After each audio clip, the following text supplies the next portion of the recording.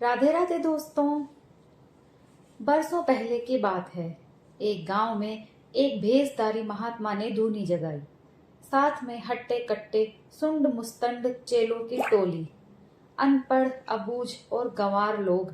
उस पर भगवान आत्मा परमात्मा और मोक्ष में अमिट आस्था। ठगने के लिए ऐसी जाहिल भीड़ और कहाँ मिलेगी। बिना जाने बूझे चरणों में शीश नवाने वालों को मूंडने में ज्यादा अक्ल की जरूरत नहीं पड़ती। उस भेषधारी महात्मा को पिछले कई वर्षों से भेष और धर्म का ऐसा ही चस्का लगा हुआ था। जो जो वो लोगों से कहता कि वे यहाँ आकर अपना समय नष्ट ना करें, त्यों त्यों लोग और ज्यादा आते। चेला बनाने के लिए वो बार बार मना करता, तब भी उसके आसन पर चेला बनने वालों का तांता लगा रहता। वो बार बार कहता, भले आदमियों, मैं कोई सिद्ध पुरुष नहीं, इस भेष का रंग मुझे भा गया, बस सच मानो और कोई बात नहीं। मैं तो रमता जोगी हूँ। पाँव में चक्र है, इसलिए ठौर ठौर भटकना पड़ता है। तुम अपना काम करते हो और मैं अपना। जब मैं तुम्हारे काम में विघ्न नहीं डालता, तो तुम मेरे काम में विघ्न क्यों डालते हो। ऐसी बातें सुनकर जो मान जाए वो भक्त कैसा। चेला बनने के लिए 5 लग गई, 1 जाए और 21 आए। ऐसे पूजनीय महात्मा के दर्शन बड़े सुभाग से होते हैं। उस महात्मा की एक और खासियत थी कि वो किसी को चेला बनाने से पहले उससे कोई चीज जरूर छुड़वाता था। किसी ने बैंगन छोड़ा, किसी ने प्याज, किसी ने तुरई, किसी ने कद्दू, तो किसी ने ककड़ी। कईयों ने दूध दही और अमचूर से परहेज की सौगंध खाई। किसी ने कहा कि वो रात को खाना नहीं खाएगा। किसी ने दूसरों के शामिल नहीं खाने का प्रण लिया। किसी ने नमकीन छोड़ा तो किसी ने मीठा। पर तंबाकू, भांग, गांजा, अफीम और दारू मांस छोड़ने वाले बहुत कम मिले। उस गांव में एक नामी चोर रहता था। वो रात में अपने काम पर जाता था और दिन में सोता था। चेला बनने का इतना शोर सुना तो उसके पांव में भी चींटियां लगी। एक दिन सोते सोते ही उसे महात्मा से मजाक करने की सूझी। ऐन दोपहर को वो आंखें मसलकर उठा और सीधा महात्मा के आसन जा धमका। उस वक्त चेलों की भीड़ कुछ कम थी। महात्मा के पैर छूकर बोला, मुझे भी अपना चेला बनाइए। महात्मा ने कहा, मेरा प्रण तो तू जानता ही होगा। कुछ छोड़ने की प्रतिज्ञा किए बिना मैं किसी को अपना चेला नहीं बनाता। चोर ने कहा, किसी को अपना गुरु न बनाने की प्रतिज्ञा करूं तो क्या आप मुझे अपना चेला बनाएंगे। हजारों चेले देखे, पर ऐसे सिर फिरे से कभी पाला नहीं पड़ा। उसे लगा जैसे किसी ने उसके मुंह पर सूखा जूता दे मारा हो। पर वो भी कम चतुर नहीं था। यों ऐरे गैरों से मात खा ले तो हो चुका। अगले ही पल आपा संभाल मुस्कुराने की चेष्टा करते हुए बोला, बेटे, फिर तुझे चेला बनने की जरूरत ही क्या है। चोर ने कहा, मेरी जरूरत मैं जानता हूँ। बहुतों ने तो सिर्फ एक ही चीज छोड़ी, पर मैं आपके सामने 4 चीजें छोड़ता हूँ। पहली, कभी रानी के पलंग पर नहीं चढ़ूंगा। दूसरी, सोने के थाल में कभी खाना नहीं खाऊंगा। तीसरी, सोने के होदे पर हाथी की सवारी नहीं करूंगा। और चौथी और सबसे बड़ी बात कि इस जन्म में मैं कभी राजा नहीं बनूंगा। अब तो चेला बनाने की कृपा करे महाराज। महात्मा जल भुनकर राख हो गया, पर करता क्या। मरखनी से मरखनी भैंस भी पगहाने पर खूंटे से बंधी रहती है। फिर वो इस भेष के दायरे से बाहर कैसे निकलता। पर इसे सबक तो सिखाना ही होगा। क्रोध करने से तो उल्टा उसका ही अहित होगा। जबरन मुस्कुराते हुए बोला, तेरी जोड़ का कोई चेला आज तक नहीं बना। तेरा गुरु होने का मुझे भी गर्व होगा। ये 4 बातें तूने अपनी इच्छा से छोड़ी, एक मेरे कहने से भी छोड़। चोर ने कहा, क्यों नहीं, आप फरमाएं तो जरूर छोड़ूंगा। आपका आदेश हो तो सांस लेना छोड़ दूं, फिर भी मरूं नहीं। ये शिष्य तो निराला है। उसके ललाट में बल पड़ गए। गुस्सा तो ऐसा आया कि चंडाल को यही प्रतिज्ञा दिलाए। पर लोग क्या सोचेंगे। अभी तो बरसों ये ढोंग चलाना है। अभी भोगा क्या, सिर्फ धूनी ही तपाई है। सोचने लगा, इसे क्या सौगंध दिलाए कि ये कुछ ही दिनों में सारी हेकड़ी भूल जाए। इतने बरस हो गए सन्यास लिए, बड़े बड़े महात्मा देखे, पर झूठ बिना तो उनके भी नहीं चलता। तब बेचारी गृहस्थी झूठ न बोलने का प्रण कैसे निभा सकते हैं? या तो ऐसा प्रण ये करेगा ही नहीं, और अगर किया तो एक ही दिन में तौबा कर उठेगा। कहने लगा, इन 4 प्रतिज्ञाओं के साथ झूठ न बोलने की प्रतिज्ञा भी कर ले तो सोने में सुगंध मिल जाए। पट्टा चोर तो बेढब कहते ही हामी भर ली। बोला, सोने में सुगंध मिले कि नहीं ये तो आप जाने, पर आज से ही मैं झूठ न बोलने की कसम खाता हूँ। महाराज ने कहा, देख, प्रण का पालन न करने से तेरे साथ मेरा भी भद्दा लगेगा। सोच समझकर वचनों में बंधना, झूठ न बोलना कोई हंसी ठट्ठा नहीं है। चोर छाती ठोंक कर बोला, इसकी आप चिंता न करें। किसी और कारण से आपको नीचा देखना पड़े ये जिम्मा तो आपका, पर मेरी वजह से आपकी इज्जत पर कभी आंच नहीं आएगी। हम चोरों की ना तो कोई इज्जत होती है और ना उसके जाने का जोखिम। इज्जत तो हम माँ की कोख में ही छोड़ आते हैं। जब से बोलना सीखा झूठ ही झूठ बोला, हजारों के बराबर अकेला झूठ बोला, तब भी कोई सुख नहीं देखा। मैं जो बोलता हूँ वो झूठ और ना बोलूं तो वो सच। बदलना तो इतना ही है कि आज से मैं जो बोलूं वो सच और ना बोलूं वो झूठ। आप तो मुझे मुंह से झूठ ना बोलने की कसम दिला रहे हैं, मुझे मंजूर है। तब ना चाहते हुए भी महात्मा को उसे चेला बनाना पड़ा। महात्मा ने उसके बाएं हाथ पर सूत बांधा और चोर ने उसे नारियल भेंट किया। एक नारियल में चेला बनना तो महंगा नहीं, झूठ बगैर तो बनियों का धंधा भी नहीं चलता। फिर वो तो एक चोर ठहरा, पर धंधा तो करना ही था। महाजन धंधे के लिए दिसावर जाते हैं तो वो भी अपने धंधे की खातिर दिसावर जाएगा। फटे कपड़े और फटे जूते पहने वो लिपटर दिसावर जाने के लिए चल पड़ा। चलते चलते एक रियासत में पहुंचा। शाम का अंधेरा घिरने लगा था। पास ही किसी मंदिर से आरती की आवाज सुनी। वो भी भक्तों के बीच जा खड़ा हुआ।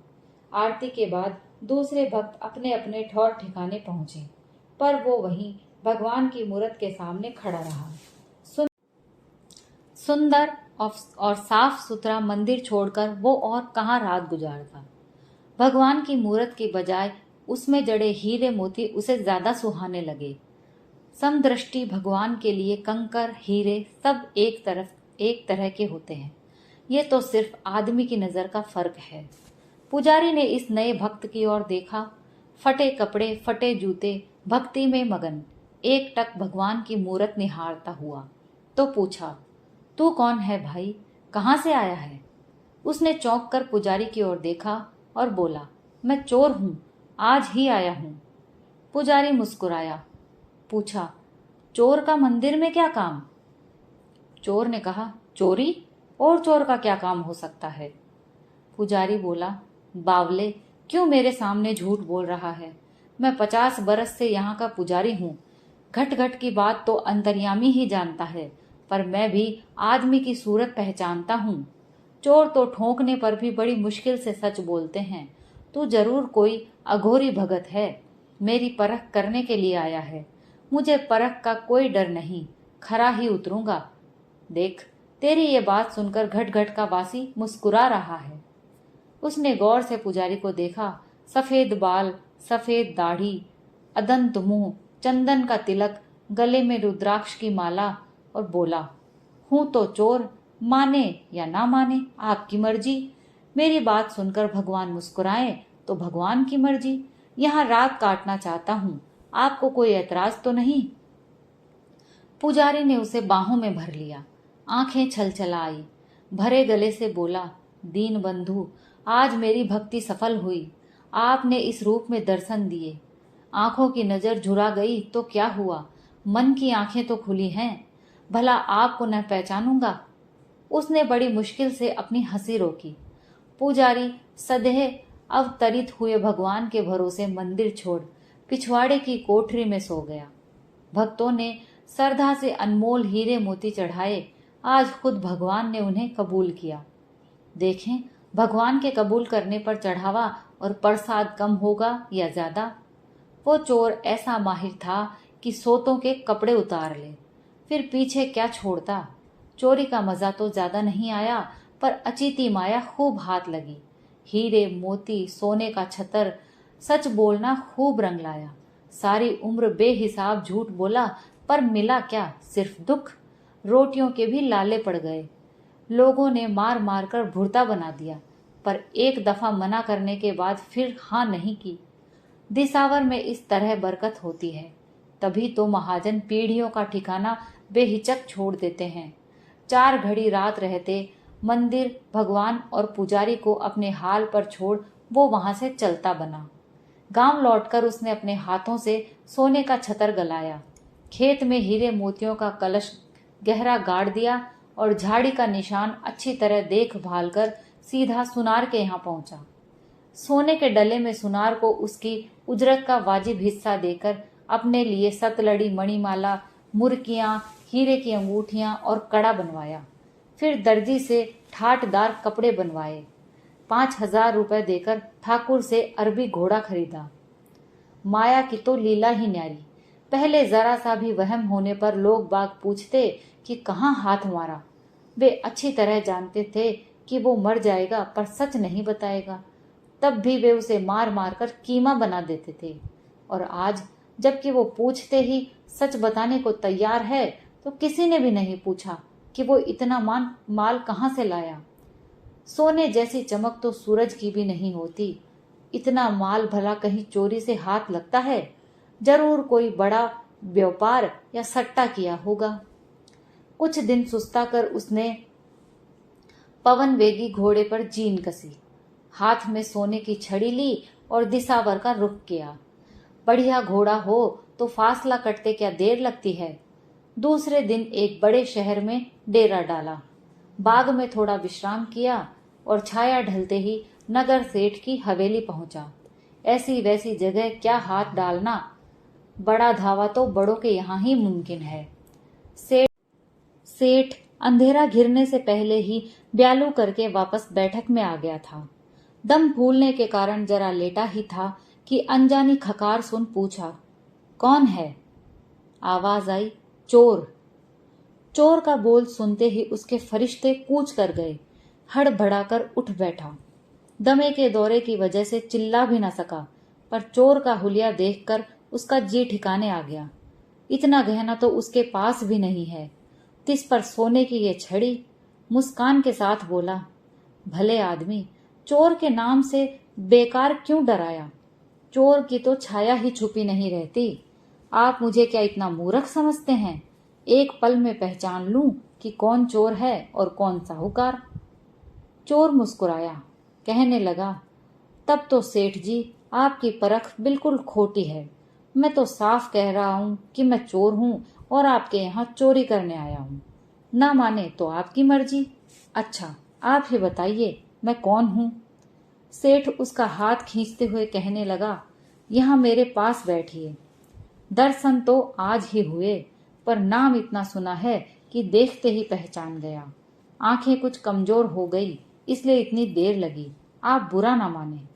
फिर सेठ ने उसे ऊपर से नीचे तक देखा, उसके गहने देखे। ऐसे खरे सोने को छूने की क्या जरूरत। मुस्कुराते हुए बोला, आप हैं उज्जैन के सबसे बड़े जौहरी। भला मैंने क्या गुनाह किया जो आपने इस गरीब की पेढ़ी की और मुंह ही नहीं किया? खैर, आज मेहर की, यही बहुत है। ऐसे ऐसे अनमोल हीरे मोती, माणक पन्ने और लालें दिखाऊंगा कि आप भी याद रखेंगे। शेष नाग की असली मणियां आपको और कहीं नहीं मिलेंगी। फिर वो मायापति सेठ उज्जैन के उस नामवर जौहरी को उसके मना करते करते हाथ खींचकर बेधड़क हवेली के भीतर ले गया। तीनों तिजोरियां खोलकर मशाल के उजाले में एक से बढ़कर एक बेजोड़ जवाहरात बताते हुए कहने लगा, अभी तो सिर्फ एक निगाह डाल लें, परख तो कल दिन के उजाले में ही होगी। मुझे मोल बताने की जरूरत नहीं। आप गमछे में बांधकर जो भी दाम देंगे मुझे मंजूर होगा। मुझसे ज्यादा तो आप इनकी कीमत जानते हैं। सूरज को क्या दिया दिखाना। शायद पूरी रकम पास ना होने से आप संकोच कर रहे हैं। मैं इतना मलेच्छ नहीं हूँ।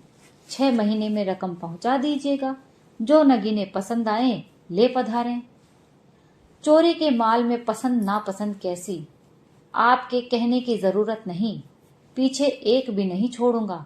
आपने दिखा दिए, वरना मुझे ढूंढने में जरा परेशानी होती। इसके लिए जरूर आपका एहसान मानूंगा, चोर ने कहा। सेठ जोर से हंसा। हंसते हंसते ही बोला, अभी तक सिर्फ सुना ही था कि आपकी जरा हंसी ठिठोली की आदत है, आज देख भी लिया। सेठ ने ज्यादा मनुहार की तो उज्जैन का वो जौहरी रतवासे के लिए वहीं रुक गया। सेठ ने 32 पकवान बनाकर चांदी के थाल में खुद परोसगारी की। जौहरी अपने हिसाब से चांदी की चौकी, चांदी के थाल और सोने की कटोरियों के ठिकाने का पता लगाता रहा। सेठ काफी जल्दी उठता था, पर जौहरी उससे भी 2 घड़ी पहले उठा और बाग में बंधे घोड़े को एड़ लगाई। सेठ ने पलंग के पास जाकर देखा तो पलंग खाली। जोर जोर से पुकारा भी, पर जवाब में सिर्फ घोड़े की टापें सुनाई दी। वो ये सोचकर बाट जोहता रहा कि यहीं कहीं घूमने गए होंगे, अभी लौट आएंगे, पर उसे न लौटना था न लौटा। सवेरे सूरज उगने पर नगर सेठ की हवेली में अंधेरा छा गया। हाय तौबा मचाते हुए सेठ ने राजा से फरियाद की, पर सारी बात सुनकर राजा ने चोर का पीछा किए जाने से साफ मना कर दिया। उल्टे सेठ को फटकारा कि जब बेचारे चोर ने बार बार कहा कि वो चोर है तो उसने भरोसा क्यों नहीं किया। ऐसे सत्यवादी चोर को तो इनाम मिलना चाहिए। ये सुनकर सेठ की रही सही सुध बुध भी जाती रही। चंडाल ने सोने के नाम पर तुस भी नहीं छोड़ा। उधर माया खोकर सेठ का बुरा हाल था और इधर माया पाकर चोर का बुरा हाल था। बार बार सोचता कि इतनी माया का क्या करे। दोनों हाथों से रात दिन उलीचे तब भी खत्म ना हो। फिर एक आदमी की जरूरतें होती ही कितनी हैं। रहने के लिए बढ़िया तिमंजिली हवेली बनवा ली, दूध दही के लिए गायें, तबेले में अच्छी नस्ल के 5-7 घोड़े, घर में कपड़े लत्ते बर्तन बासन और बिस्तर तो पहले ही जरूरत से ज्यादा थे। वक्त बेवक्त सुख दुख में गरीब गुरबों की मदद भी काफी करता था। जो भी हवेली पर आया उसे हाथ से जवाब दिया, जबान से नहीं। सराय और प्याऊ के नाम पर अच्छा खासा धर्मादा भी किया, पर अपने कदीमी और पुश्तैनी धंधे के अलावा कभी किसी दूसरे धंधे के लिए मन नहीं ललचाया। भला इस धंधे का क्या मुकाबला। पहले तो इसकी लकब ही नहीं आई, सिर्फ हड्डियां ही हड्डियां तुड़वाई। दोनों वक्त पेट भरना भी मुश्किल था।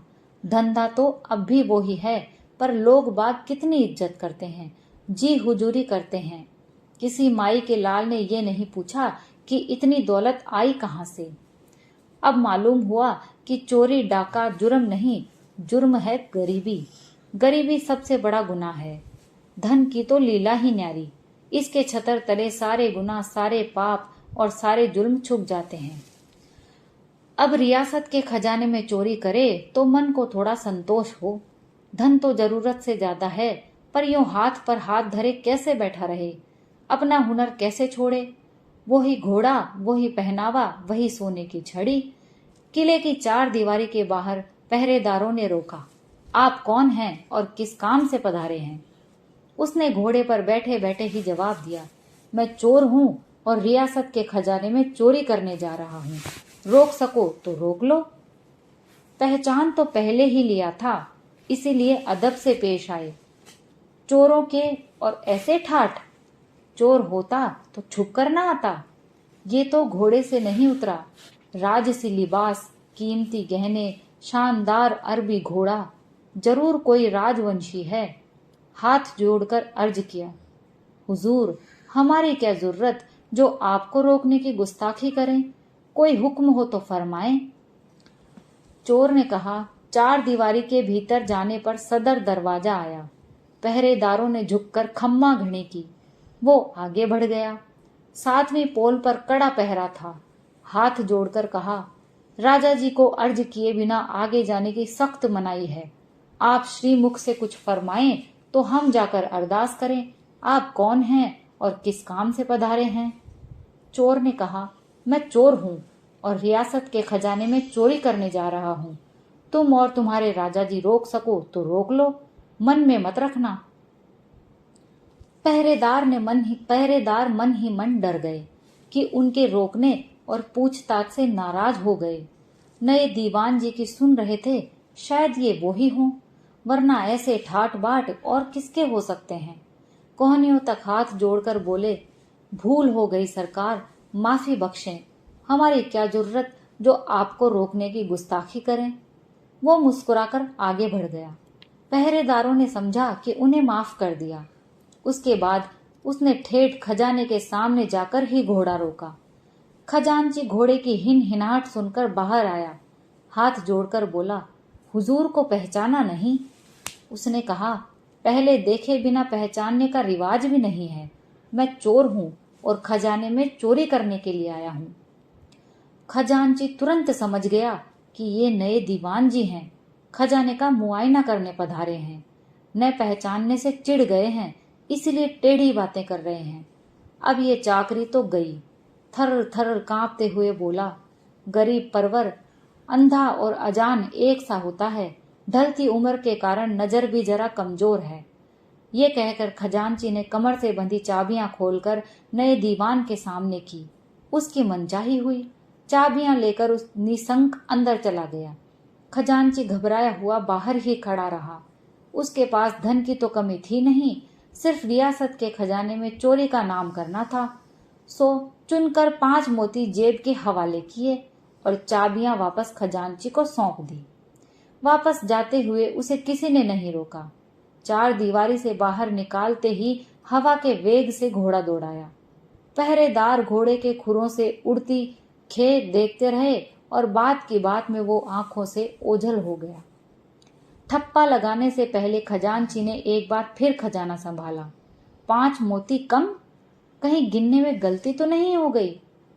दोबारा गिना, तिबारा गिना, 5 मोती कम थे तो पूरे कैसे होते? अरे सचमुच वो चोर था। भगवान जाने राजा क्या दंड दें। चिल्लाने का इरादा किया ही था कि एक समझदारी की बात सूझी। सोचा, चोरी तो हो गई, सारा इल्जाम चोर के मत्थे ही मढ़ा जाएगा। चोरों का क्या विश्वास। वैसे ही 5 मोती अपनी अंटी में खोस लिए, फिर जोर से चिल्लाया, चोर चोर चोर। किले के कारिंदे और सिपाही ऐसे ही मौके के इंतजार में रहते हैं। चोर चोर की गुहार सुनते ही चारों ओर से दौड़े आए। देखते देखते खजाने के चारों ओर गुलगपाड़ा मच गया। सब इकट्ठे होकर राजा के पास गए। खजांची सारा वाकया सुनाकर रोते रोते बोला, अन्नदाता, अगर चोर इस तरह रईसी लिबास पहनकर रियासत के खजाने में दिन दहाड़े और सरेआम छाती ठोंक कर आने लगे तो खुद भगवान भी रखवाली नहीं कर सकता। मेरी तो औकात ही क्या। पहरेदारों ने खजांची की ताईद की, हाथ जोड़कर बोले, माई बाप, अब ये चाकरी हमसे नहीं होगी। अगर बड़े लोग चोरी करने लगे तो रखवाली का जिम्मा कौन लेगा? और उस पर खुलेआम कहते जाना कि चोर हैं और राजा के खजाने में चोरी करने जा रहे हैं। रोक सको तो रोक लो। अन्नदाता, चोरी का ये बिल्कुल नया तरीका है। चोर तो गरीब होते हैं, बड़े लोगों को चोरी करने पर भी चोर कौन कहे? हुजूर, बड़े डाकू लुटेरे तो राजा कहलाते हैं, उन्हें डाकू कौन कहे? जो कहे उसका सिर कलम न कर दें। वो राजा तो सिंहासन की शोभा मात्र था, राजकाज और न्याय अन्याय के मसलों को ज्यादा समझता नहीं था। उल्लू की तरह सबकी बात चुपचाप सुन लेता, पर कोई जवाब देते नहीं बनता था। राजकाज का सारा काम रानी संभालती थी। वो बेहद होशियार थी। सारी बात सुनकर बोली, इसमें तुम लोगों का कोई कसूर नहीं। तुम्हारी जगह अगर दीवान जी होते तो भी उस पर शक नहीं करते। खैर, बीती सो गई। पर चोर का पकड़ा जाना बहुत जरूरी है, वरना हुकूमत का डर कौन मानेगा। ये तो चोर की मेहरबानी थी कि समूचा खजाना हाथ लगने पर भी वो सिर्फ 10 मोती ही ले गया। अगर वो सारा खजाना ले जाता तो उसे रोकने वाला कौन था? जाओ, जहां कहीं भी हो उसे पकड़कर मेरे सामने लाओ, चाहे वो 7वें पाताल में ही क्यों ना छुपा हो। ये रियासत की इज्जत का सवाल है। रानी का आदेश मिलते ही चौतरफ सिपाही दौड़ाए गए। घोड़े की खोज पहचानने वाले पागी सीधे उसकी हवेली पहुंचे। वो आराम से अपनी मेड़ी में सो रहा था। हलचल सुनकर बाहर आया। सिपाहियों ने फौरन पहचान लिया कि ये कल वाला ही घुड़सवार है, पर चेहरे पर डर की शिकन तक नहीं। ये कैसी अनहोनी! पूछते ही जुर्म कबूल कर लिया। कहा, भले आदमियों, इतनी जहमत उठाने की क्या जरूरत थी? मैंने तो पहले ही कह दिया था कि मैं चोर हूं और रियासत के खजाने में चोरी करने जा रहा हूं। चलने का कहते ही वो बेखौफ उसी घोड़े पर बैठकर उनके साथ चल दिया। ऐसा चोर तो ना देखा और ना सुना। किले में पहुंचते ही शोर मच गया कि चोर पकड़ा गया, चोर पकड़ा गया। रानी के आदेश से दरबार लगा। ऐसे नामी और निराले चोर को देखने के लिए दरबार खचाखच भर गया। आखिर में राजा आया और चुपचाप रानी के बगल में सिंहासन पर बैठ गया। लोगों का इतना जमघट देखकर उसे बेहद ताज्जुब हुआ। कहीं तिल रखने की भी जगह नहीं थी। रानी के चेहरे की ओर देखते हुए बोला, एक चोर को देखने के लिए इतनी भीड़? हमारे दर्शनों के लिए इससे चौथाई लोग भी कभी नहीं आए। ये तो राजा बनने के लायक है। रानी ने आंख का इशारा किया तो राजा होठों तक आए बोलों को वापस निगल गया। कभी चोर को देखकर मुस्कुराया और कभी दरबारियों और रियाया को देखकर। रानी ने ध्यान से देखा, पूरे दरबार में कोई इतना खूबसूरत नहीं है जो चोर के मुकाबले में टिक सके। पकड़े जाने के बावजूद चेहरे पर शिकन तक नहीं। उसे विश्वास नहीं हुआ। फिर पूछा, सच बता, तेरे सारे गुनाह माफ हैं। तू है कौन? बार बार एक ही सवाल का जवाब देते देते उसे तैश आ गया। सोने की छड़ी हिलाते हुए जोर से बोला, कितनी बार कहूं कि मैं चोर हूं, चोर। सभी को होशियार करके खजाने में चोरी करने गया था। रानी ने पूछा, कितने मोती चुराए? चोर ने बताया, 5। अब रानी खजांची से मुखातिब हुई। बोली, तुम तो कह रहे थे कि 10 मोती चोरी हुए हैं। खजांची ने हाथ जोड़कर कहा, अंदाता, चोरों का क्या भरोसा, ये सरासर झूठ बोल रहा है। चोर ने कहा, मैंने तो जो बात थी सच सच बता दी। चोरी भले ही करूं, पर झूठ नहीं बोलने की मैंने कसम खा रखी है। छठे मोती को छुआ तक नहीं। रानी को चोर की बात 16 आना सही लगी। खजांची की शक्ल देखते ही उसके मन की बात ताड़ गई। कड़क कर बोली, खजांची बिल्कुल झूठ बोल रहा है। दीवान जी, आप फौरन 4 सिपाही लेकर जाओ और खजांची के घर की तलाशी लो। चोर के पांव में कितना दम! खजांची के चेहरे पर हवाइयां उड़ने लगी।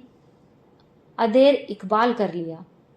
घर से मोती लाकर कांपते हाथों से दीवान के हवाले कर दिए। लोगों के अचरज की सीमा ना रही। इस चोर ने तो बड़े बड़े दतारों को भी मात कर दिया। चोर का गुरु भी रियाया के बीच बैठा था। चेले की दिलेरी देखकर उसका सीना जोश से फूल गया। खड़े होकर फक्र के साथ अर्ज किया, हुजूर, ये मेरा चेला है और मैं इसका गुरु। मैंने ही इसे झूठ ना बोलने की सौगंध दिलाई थी। सच, मुझे भी उस दिन ये विश्वास नहीं था कि ये इस तरह अपनी प्रतिज्ञा निभाएगा। चेले हों तो ऐसे। ये सुनकर रानी की खुशी और बढ़ गई। दीवान से कहा, इस चोर की सच्चाई पर मैं बहुत खुश हुई। ये 5 मोती इसे इनायत कर दो। पर चोर ने रानी की ये इनायत कबूल नहीं की। बोला, मैं कोई बामन नहीं जो बख्शीश के लिए हाथ फैलाऊं। एक नाकुच चोर, किसी को सपने में इल्म नहीं था कि भरे दरबार में रानी की बख्शीश को इस तरह ठुकरा देगा। चारों ओर सन्नाटा छा गया। रानी को गुस्सा आने पर शेर भी उससे नजर नहीं मिला सकता था। उसकी खीज होने पर बख्शीश की जगह फांसी मिलना तो मामूली बात है। बेवकूफ, शायद रानी का स्वभाव नहीं जानता। रानी को गुस्सा तो ऐसा आया कि इसी वक्त इसका सिर कलम करवा दे। पर दूसरे ही पल खीस खौलते गुस्से को दबाकर फीकी हंसी हंसते हुए बोली, मैं जानती थी कि इस उल्टी खोपड़ी के चोर की जबान से यही बात निकलेगी। फिर दीवान को आदेश दिया, ये 10 मोती इसके गुरु को दे दो। इन्होंने ही तो इसे झूठ न बोलने की कसम दिलाई थी। सचमुच वो चोर तो एकदम उल्टी खोपड़ी का था। निसंक बोला, 5 मोती तो मेरी कमाई के हैं, किसे दूं किसे ना दूं ये मेरी मर्जी। इस बार दीवान अपने को रोक न सका, तमाकर बोला, चंडाल की जबान बहुत ज्यादा बढ़ गई है। हुजूर की मेहर का बेजा फायदा उठाकर कभी से बक बक किए जा रहा है। चोरी और सीना जोरी, रियासत के खजाने से सरेआम चोरी करके ले गया और बेशर्म कहता है कि उसकी कमाई के हैं। चोर मुस्कान के साथ कहने लगा, दीवान जी क्यों नाहक गुस्सा हो रहे हैं। हम सभी खाली मुट्ठी आते हैं और खाली मुट्ठी ही चले जाते हैं। अपना कहने को तो ये शरीर भी नहीं है। जिसका जितना वश चलता है वो उतनी ही दौलत अपने कब्जे में करता है। कोई छोटा चोर तो कोई बड़ा चोर। बड़ा चोर हमेशा छोटे चोर को दंड देता है। मैं पूछता हूँ कि रियासत के खजाने में ये मोती कहाँ से आए। थूकने पर राजा हो या रंक, सबके मुंह से थूक ही निकलता है। जो जितनी माया लूट सकता है लूटता है। खाली हाथ लूट नहीं हो सकती। धन, धरती और तलवार की ताकत हो तो लूट ज्यादा होती है। बड़े और छोटे चोर में बस इतना ही फर्क है। मुझे ही लो, पहले मैं झूठ के अलावा कुछ नहीं बोलता था और दुनिया भी उसे झूठ मानती थी। तब रोटी के भी लाले पड़ते थे। अब मैं खाली सच बोलता हूँ तब भी दुनिया उसे झूठ मानती है। सच मानने की हिम्मत नहीं होती। पर दुनिया के इस अजीब रवैये से मुझे बहुत फायदा हुआ। बेशुमार धन हाथ लगा। उसकी बातें सुनकर सभी हैरान रह गए। रानी पर तो जादू सा हो गया और राजा उसी तरह अपने में ही खोया मंद मंद मुस्कुराता रहा। खजांची को सरेआम 100 जूतों की सजा मिली। चोर के गुरु को 5 मोती बख्शीश में मिले, जिसे उसने खुशी खुशी सिर नवाकर कबूल किया। अगर उस दिन वो गुस्से में उसे चेला नहीं बनाता और ये इस तरह सौगंध ना निभाता तो आज बख्शीश की मेहर कैसे होती। गहरे तहखाने में जंजीरों से बंधा चोर सोच में डूबा था। यहाँ तो सूरज के रहते भी निपट अंधेरा है। थोड़ी ही देर में रात हो गई और उसके थोड़ी देर बाद दरवाजा चरमराया। हल्की सी रोशनी हुई। फिर एक लड़की हाथ में दिया लिए उसके पास आई। वो रानी की खास भरोसेमंद दासी थी। बोली, आपको रानी साहिबा ने याद फरमाया है। चोर के मुंह से आप ही सवाल निकला, क्यों? दासी मुस्कान को दबाती हुई बोली, मोतियों की चोरी का फैसला जो करना है। ये कहकर उसने दिया फर्श पर रखा और उसकी जंजीरें खोली। तहखाने में खनखनाहट गूंज उठी। वो चुपचाप उसके साथ चल पड़ा। बाहर निकलते ही उसने ऊपर देखा। तेरस के चांद की धवल चांदनी चारों दिशाओं में एक तरफ छाई हुई थी। मधुर मधुर ठंडी हवा चल रही थी। है कोई ऐसा जोहरी जो आकाश के इन हीरे मोतियों की परख कर सके और एक भी हीरे का मोल चुका सके? वो आज कुदरत की इस सारी समूची माया का स्वामी बन गया। दासी के पीछे पीछे धम धम सीढ़ियां चढ़कर वो रानी के रंग महल में पहुंचा। चारों कोनों में रोशन सोने के दीवट, सिंगार से लदी रानी, इत्र फुलेल की भीनी भीनी महक, चांदी की चौकी पर सोने का थाल जिसमें सोने की कटोरियों में 32 पकवान। रंग महल में आते ही दासी सोने के थाल पर चंवर डुलाने लगी। रानी ने कहा, आज तुम्हारी बातें सुनकर इतनी खुशी हुई कि कह नहीं सकती। ऐसे नेक आदमी को सजा देना सबसे बड़ा जुर्म है। मेरे रहते इस रियासत में ऐसा जुर्म नहीं हो सकता। पर तुमने तो मेरी बख्शीश ही कबूल नहीं की। अगर उस समय तुम्हारे गुरुजी उन मोतियों को नहीं लेते तो मेरा पानी उतर जाता। उन्होंने मेरी लाज रख ली। जब चेला ऐसा है तो गुरु ऐसा क्यों ना हो। तुम्हारे इनकार करने पर मैंने बड़ी मुश्किल से अपने गुस्से को काबू में रखा। पर अब मेरी कोई बात मत टालना। तुम्हारे जैसा नेक, समझदार और सच्चा दीवान मिल जाए तो राज करने का कुछ मजा आए। चोर ने कहा, ऐसे निर्मल हृदय वाले राजा के होते आप राजकाज के कीचड़ में फंसते ही क्यों हैं? मैं तो उनकी मुस्कान देखते ही समझ गया कि ऐसा उजला मन दुनिया के किसी राजा का नहीं हो सकता। राजा का ऐसा निर्मल और उजला होना चलता भी तो नहीं। उनकी मुस्कान तो मुझे रियासत के खजाने से भी ज्यादा कीमती लगी।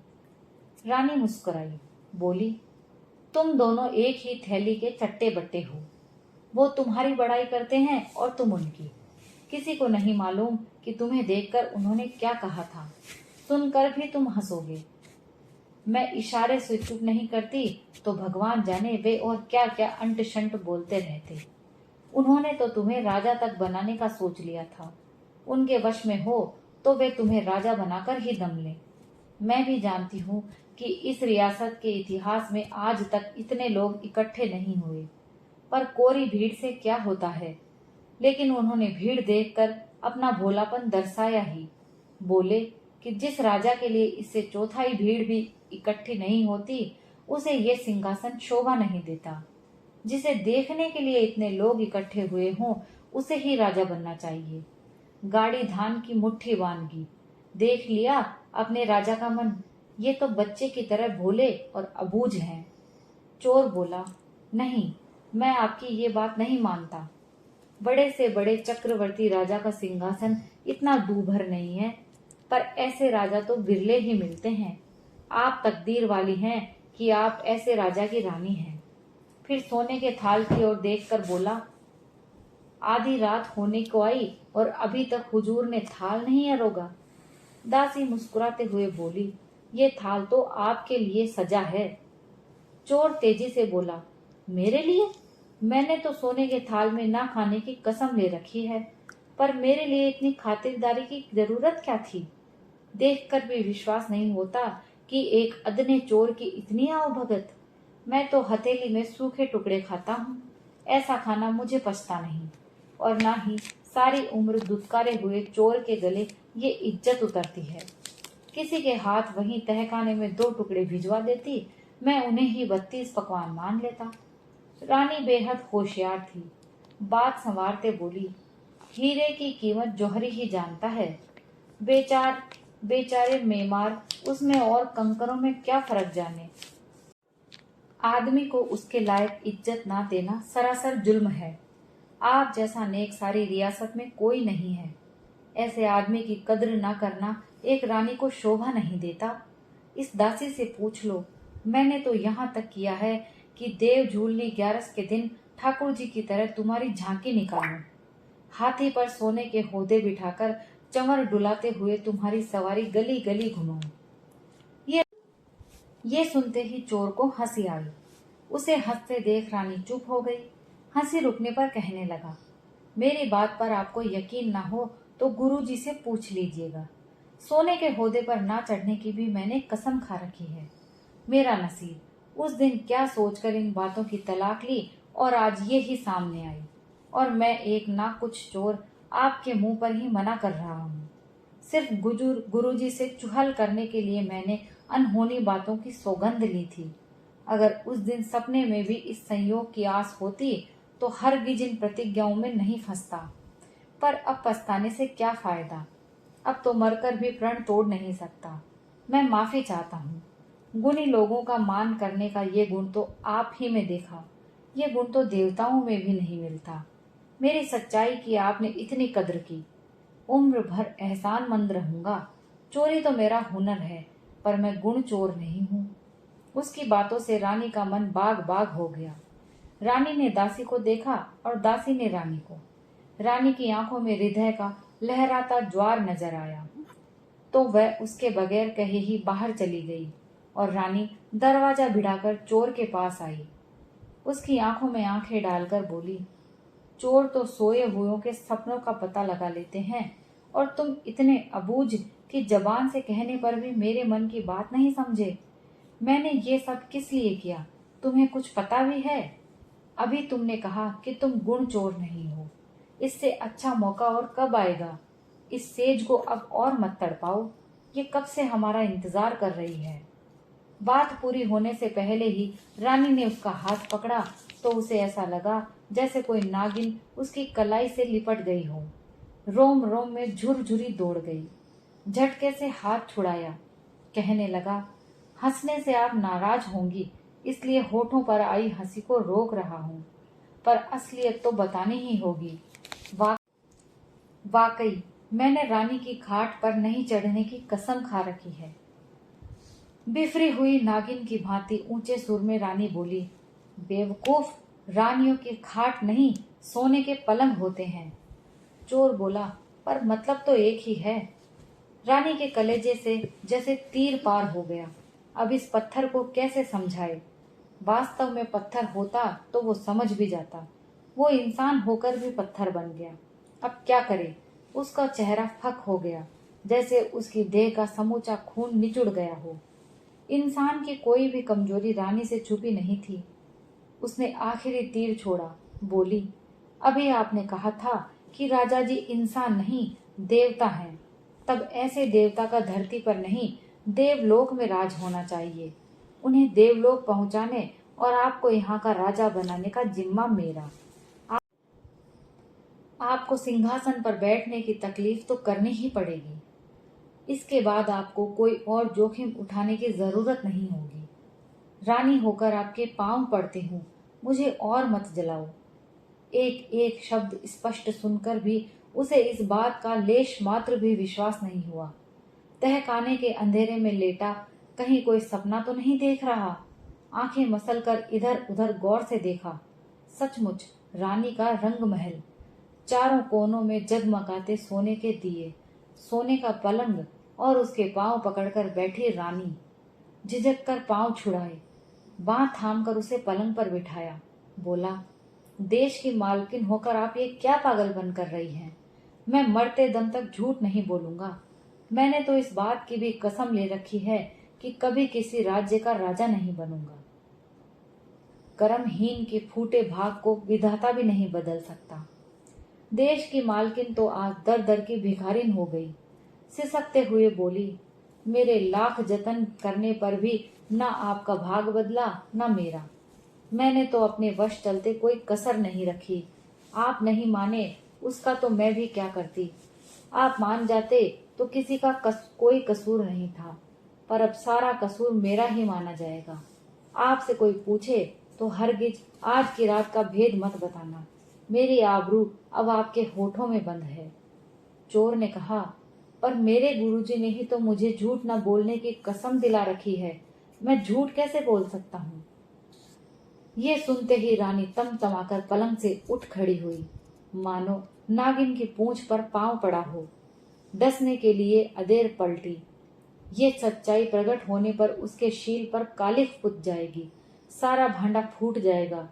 सिंहासन को आंच लगे ऐसा सांच भला कौन सहे, कैसे सहे। जोर से चिल्लाई, चोर चोर चोर। पहरेदार और सिपाही तो ऐसे ही मौके की तलाश में रहते हैं। और आवाज भी रंग महल से, खुद रानी के मुंह से। सिपाही चारों ओर से नंगी तलवारें लेकर दौड़े। आखिर झूठ न बोलने की कसम का इस तरह तलवार से अंत हुआ। सत्ता की ताकत के आगे सांच की ताकत कब तक ठहरती। रानी के देखते देखते उन्होंने सत्यवादी चोर के टुकड़े टुकड़े कर डाले। सच झूठ की कैफियत देने का मौका ही नहीं मिला। दोस्तों, दूसरे दिन सूरज ढलने पर फिर रात आई। पिछली चांदनी रात से भी बढ़कर। वो ही रंग महल, वो ही सोने का थाल, वही दासी आधी रात ढले चेले के गुरु को दिए की रोशनी में उसी तरह रंग महल में लाई। गुरु के लिए तो किसी कसम वसम का झंझट था नहीं। रानी ने जैसा कहा उसने वैसा ही किया। चेले से गुरु हमेशा बड़ा होता है। रंग महल की उस अनमोल रात के बाद फिर दिन उगा और शुभ मुहूर्त के मंगल बेला में उस भेषधारी महात्मा का राजगुरु के लिए राज तिलक हुआ।